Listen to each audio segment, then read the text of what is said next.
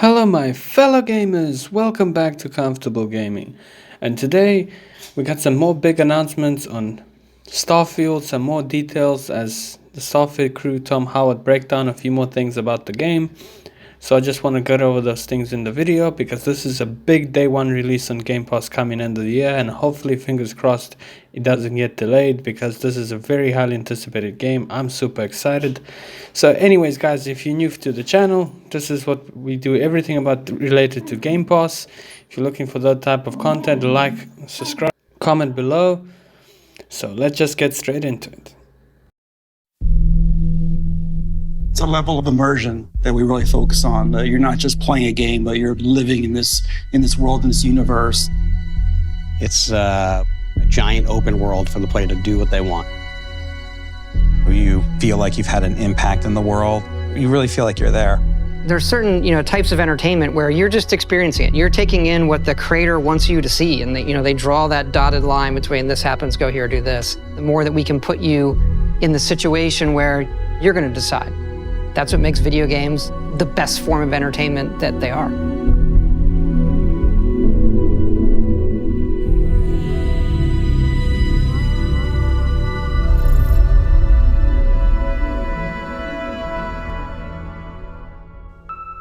We don't just make RPGs, like we make simulations, and that leads to a lot of just crazy stuff that can happen and things you don't expect. Yeah, we always have those big fights like, what if combat breaks out right now? Right? You have to handle that, right? Because it could. You can't control it. The only thing you control is that the game has to account for it somehow. We embrace the chaos, let it play out, and usually it's pretty fun. A lot of us have been doing this for a long time together, and it's nice with Starfield to go back to some things we didn't do, the backgrounds, the traits, the defining your character, all of those stats. And I think there's so many games now that do those things that people are ready for something that does a lot of the things that, older hardcore RPGs, some that we used to do, doing those again in a new way. We've always allowed the player to create really interesting, unique characters.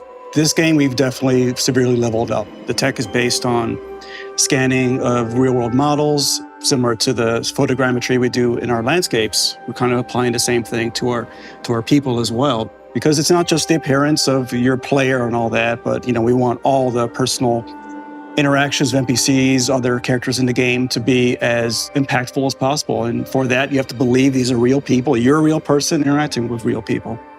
One of the big choices is which part of the game world am I going to engage in? We always make a bunch of different groups that represent some of the major factions in every game. And in this one, we've got the United Colonies that represents the future space republic, idealized.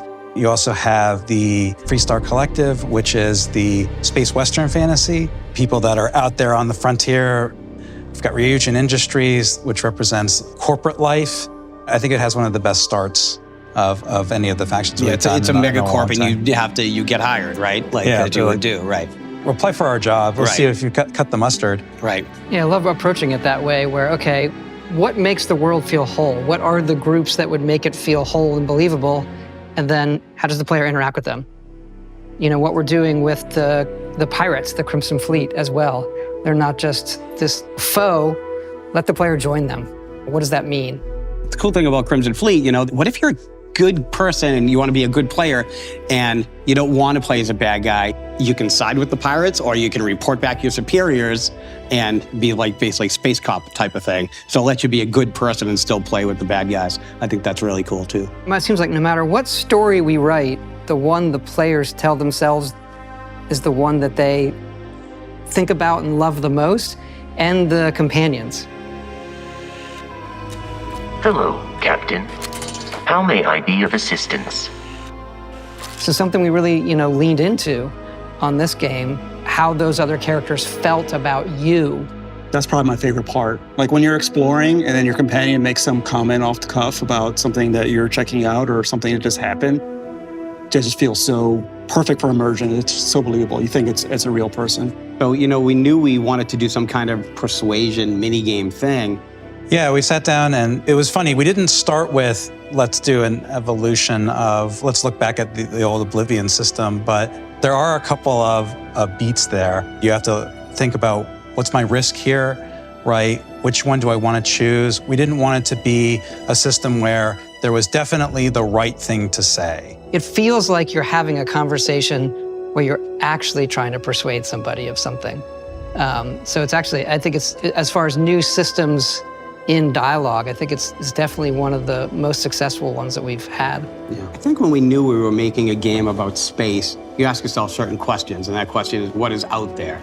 And so, as a game, we have romance, adventure, mystery, but I think with Starfield, there's this other layer of, you know, the cosmos and the universe and what is out there. At the end of it, we want the players to have told their own journey, but then look back at it and we're asking the big questions. Why are we all here? Where is it leading? And what's next for humanity?